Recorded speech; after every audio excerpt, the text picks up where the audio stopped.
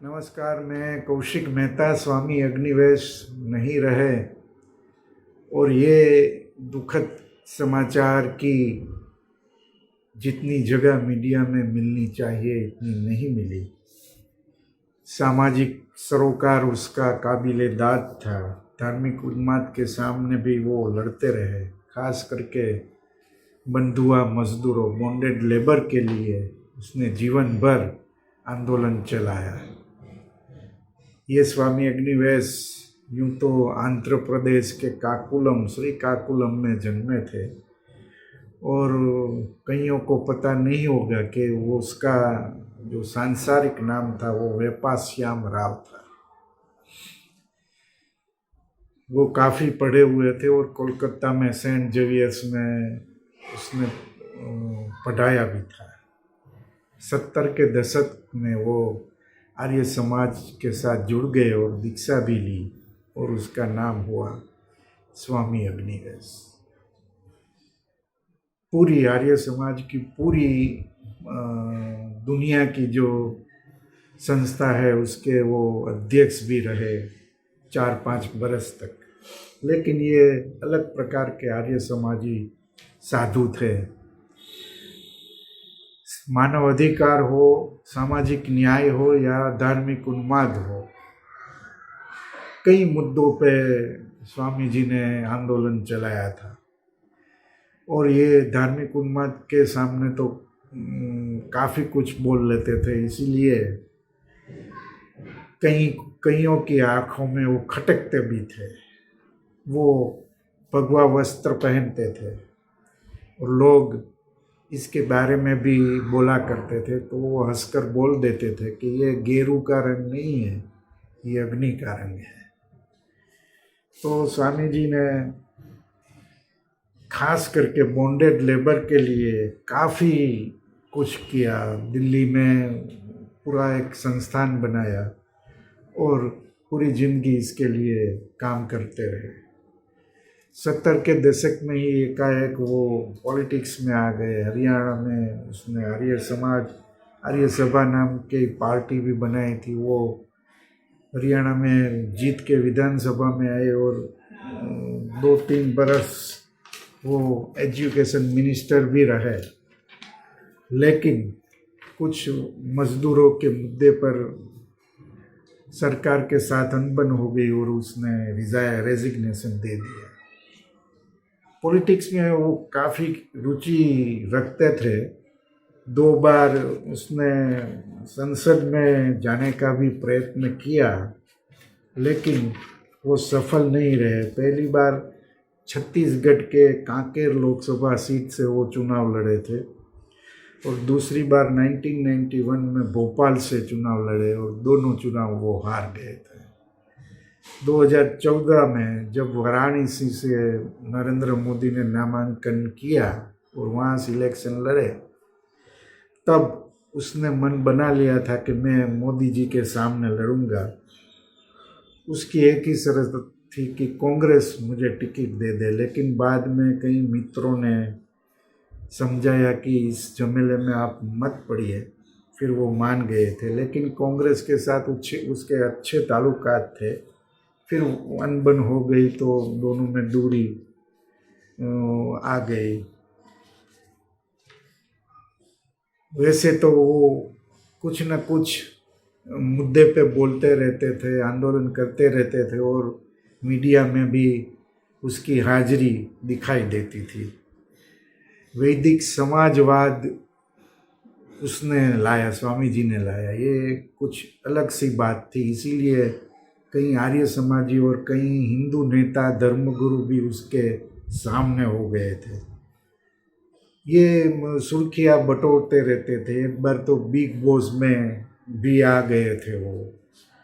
लेकिन जो bonded labour के लिए उसने काम किया वो काबिले तारीफ है। कैलाश सत्यार्थी जिसने नोबेल भी जीता, वो दोनों साथ साथ काम भी किए थे। लेकिन स्वामी जी ने एक के बाद कई मुद्दों पे काम किया और कैलाश सत्यार्थी ने बाल मजदूरी पे काम किया और इंटरनेशनली उसको उसकी नामना हुई और फिर नोबेल भी मिला। मेरे ख्याल से स्वामी जी भी जो बॉन्डेड मजदूरी की बात थी, मजदूरों की, उसके लिए जो जीवन भर उसने काम किया होता तो इंटरनेशनली वो उसकी नामना भी होती और अवार्ड भी मिलता, लेकिन स्वामी जी का स्वभाव कुछ और ही था। तो कई किस्सों के लिए स्वामी जी को याद करना चाहिए। और दिल्ली में जब उसका कार्यालय बना तो जंतर मंतर पे, और वहाँ पे कई मजदूर नेता का आना जाना रहता था। जो 80 के दशक में जो भी आंदोलन हुए तो सभी नेता लोग उसके साथ दिखाई पड़ते थे और कई मुद्दों पे उसने यात्राएं की, आंदोलन चलाया। सती प्रथा के खिलाफ राजस्थान के दिवराला की ऐतिहासिक पदयात्रा, ये आज की पीढ़ी को मालूम नहीं है। नाथ द्वारा के श्रीनाथ मंदिर में दलितों को प्रवेश नहीं मिलता था, तो उसके लिए स्वामी जी ने पद यात्रा की थी।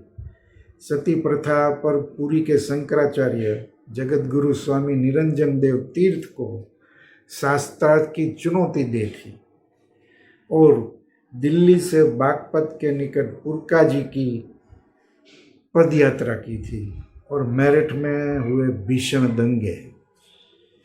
तब सांप्रदायिक तनाव के खिलाफ दिल्ली से मेरठ तक की ऐतिहासिक पद यात्रा की थी। इसमें कई समाज सेवी जुड़े थे, फिल्म अभिनेत्री शबाना आजमी, मजदूर नेता शंकर गुहा नियोगी, पंजाब से किसान नेता जीवन सिंह, कई ऐसे बुद्धिजीवी, रंगकर्मियों, सामाजिक कार्यकर्ता सब इसमें शामिल हुए थे।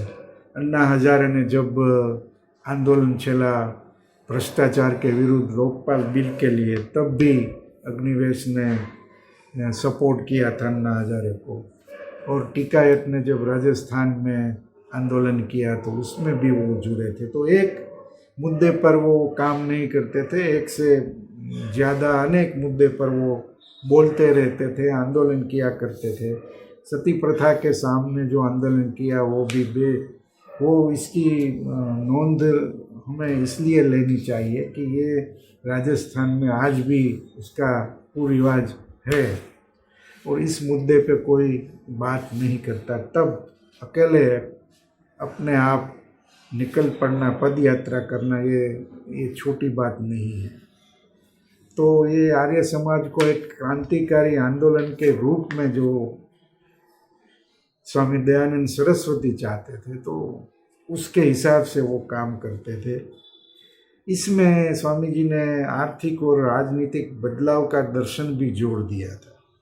तो उन्हीं की इसी सोच के कारण कई जनवादियों, समाजवादियों, वामपंथियों उसके साथ भी रहते थे और विरुद्ध भी हो जाते थे। वो उसका जो धर्म की उसकी फिलोसफी थी, वो सबको साथ में लेने वाली फिलोसफी थी। इसीलिए मुस्लिम धर्मगुरु, ईसाई पादरिया, जैन मुनि, सनातन धर्म के साधुओं के साथ उसके अच्छे ताल्लुकात बने हुए थे। तो स्वामी अग्निवेश ने काफ़ी कुछ काम किया और हमारे लिए कई मुद्दे छोड़ भी गए, लेकिन उसके पर जो हमला हुआ, 2-3 बार ऐसा हुआ था।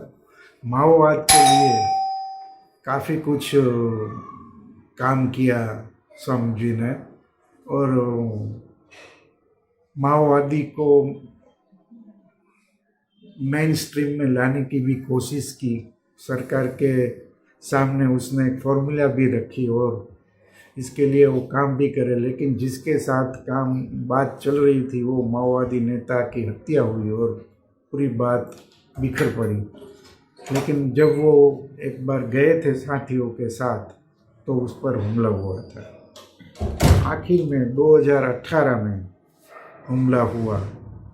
तब स्वामी जी आदिवासी जनजाति समुदाय की एक रैली को संबोधित करने गए थे और तभी उस पर हमला हुआ था कि भारतीय जन युवा मोर्चा, झारखंड में ये रैली हुई थी, तब हमला हुआ था और उसमें काफ़ी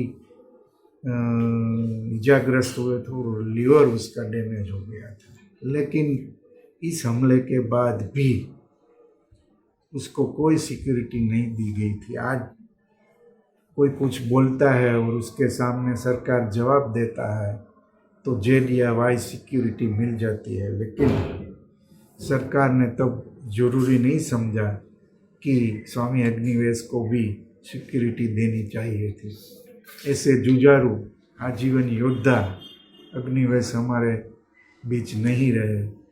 इसी से एक शून्य अवकाश पैदा होता है। एक साधु, एक आर्य समाजी क्या कर सकता है, वो स्वामी अग्निवेश ने बताया। फिर मिलेंगे। Thank you.